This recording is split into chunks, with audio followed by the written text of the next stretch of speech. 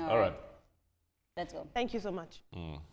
Moving on in the world of sports, Nigerian sprint sensation Favour Ofili has reportedly switched international allegiance to Turkey, citing persistent neglect and administrative failings by the Athletics Federation of Nigeria as a breaking point in her relationship with the country's athletic authorities. Now, according to reports, the 22-year-old sprinter officially informed the Athletics Integrity Unit of her decision on the 31st of May this year. Sources close to the athlete are maintaining that the move was not financially motivated, but born out of deep-seated dissatisfaction with how her career has been mismanaged over the years. Now, she's one of Nigeria's most promising athletes, but unfortunately has had a history of clashes with the federation's inefficiency.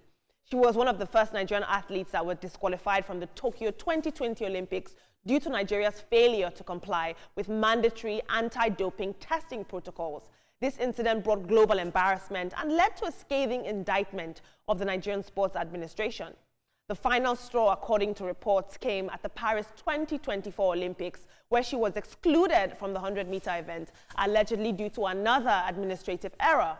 While she competed in the 200-meter and finished 6th in the final, the snub from her preferred event left her deeply disillusioned, according to reports. Although the Ministry of Sports reportedly set up an investigative panel to address the Paris blunder, recommendations that Ofili be compensated with $5,000 and issued a formal apology were apparently never implemented. As of press time, the AFN has not commented on the reports of her switch to Turkey.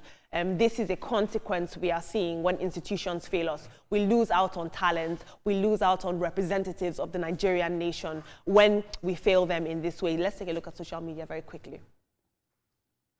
Mafia Boss says, Nigerians are the only people who truly love their country but continue to feel incapacitated by their country. Good decision, Ofili. Nigeria is unserious. You deserve better. And Yojora says, they did not register an athlete for Olympics that she qualified for, not once but twice. And some of you are angry that she switched countries. Some of you are unbelievable. Team, this is very, very interesting. We've spoken about the medical brain drain, but it's just not in medicine. It's in the world of sports. It's in all our fields. When we don't take care of their talent, they go to other countries. And then when they break world records, we come and say, wow, Nigerian-born Anthony Joshua. Favour Ofili to Turkey, it's not a very sweet taste in the mouth, but when the system has failed you, the tendency of you taking such decisions is very high. And athletics, running that she does, is an individual sport, so she's thinking of her career. That's it.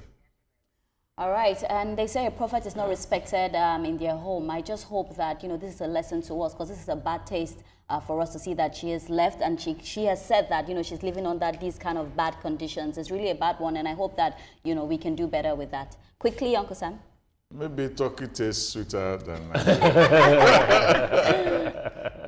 well, it is the fidelity to the self and not to country. It doesn't matter. It doesn't matter to some of these athletes whether you are a national or you're not a national, so long as you get your career. Yeah.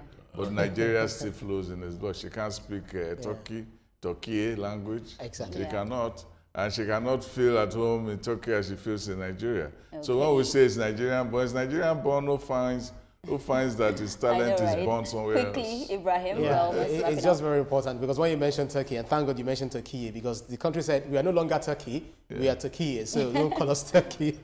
So it's okay that she's decided to move, because one thing is, if your country is not taking good care of you, if they're not doing the right thing, I think it's a slap on our face, and we need to begin to think how we're losing our own good hands, our own best hands, and how to retain them. Amazing. What a beautiful day it has been. Let's let you know that the views and reaction of all our resource persons are theirs and have no connection with TVC. It's been a beautiful morning. Because your view is very important to us, up next is The View with your ladies, and just after that is This Morning with Yori Folayin. My name is Ria Abdullah. Catch you bright and early tomorrow morning.